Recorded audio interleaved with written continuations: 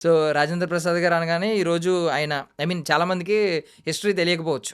ఒకప్పుడు ఆయన 1985 నుంచి 20 లైక్ 2006, 4 వరకు ఆయన మొత్తం దున్నేశారు.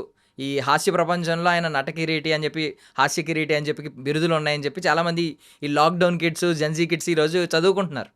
బట్ ఒకప్పుడు చాలా సినిమాలు ఆయన సినిమాలు వస్తున్నాయంటే మీరే అన్నారు. మీరు మామూలుగా ఇందాక మాట్లాడుతూ బయట చెప్పిన మాట ఫ్రైడే స్టార్ అని అనేవారని. సో, ఏంటి ఆ రోజుల్లో ఆయన డిమాండ్ ఎలా ఉండేదండి? ఆయన సినిమా వస్తుందంటే ఆ బజ్ ఎలా ఉండేది? ఆ హైప్? నిజంగా చెప్పాలంటే ఇండస్ట్రీలో ఫస్ట్ టాప్ సినిమాలు ఎక్కువ సినిమాలు చేసింది కృష్ణ గారి రికార్డు ఉందండి. సంవత్సరానికి 13 సినిమాలు ఎన్నో. హ్మ్. దానికి ముందు సోమరావు గారు ఒక ఇయర్ 12 సినిమాలు చేశారు. ఓకే. 12 సినిమాలు చేసిన రికార్డ్ని కృష్ణ గారు బ్రేక్ 13 చేశారు. చేసి బ్రేక్ చేశారు. హ్మ్. ఆ తర్వాత కొంచెం గ్యాప్ వచ్చింది.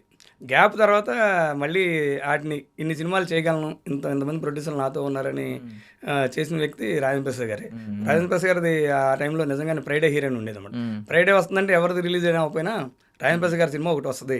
ఇది కామెడీగా మనం ఎన్ని బాధలు ఉన్నా సరే మర్చిపోయి ఆ థియేటర్కి వెళ్తే ఆయన యాక్టింగ్, ఆ కామెడీ అన్ని చూస్తే మనం మర్చిపోవచ్చని ఆ రోజుల్లో ఆయన్ని బాగా ప్రేక్షకులు కూడా ఆదరించేవాళ్ళు. సినిమాలు కూడా అనాలి అండి అని. యాహ్! అది నార్మల్‌గా అంటూ ఉంటారు కదా! నవ్వడం యోగం, నవ్వలేకపోవడం రోగం, నవ్వించడం భోగం అని చెప్పి.